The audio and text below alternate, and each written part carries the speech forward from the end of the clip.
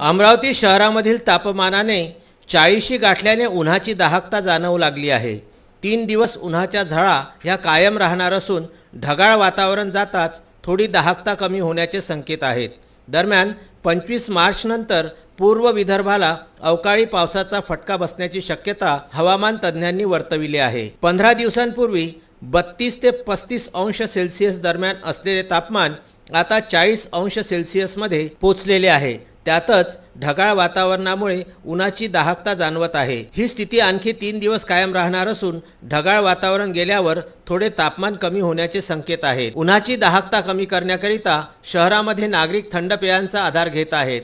उसाच्या रसाला सर्वसामान्य नागरिक प्राथमिकता देत असून शहरामध्ये मोठ्या प्रमाणात फिरत्या रसवंत्या हातगाडीवर व्यवसाय करताना व्यावसायिक दिसत आहेत। तसेच आईस्क्रीम व थंड पेयांची दुकाने सुद्धा सज्ज झालेली असून या वर्षीच्या वाढत्या तापमानामुळे व्यवसाय बऱ्यापैकी होण्याचे संकेत आहेत। उन्हाच्या किरणापासून बचाव करण्यासाठी सनकोट व हातमोजे सुद्धा मोठ्या प्रमाणात विक्रीस आलेले आहेत। VCN न्यूज करता चेतन बुधे यांचा हा वृत्तांत।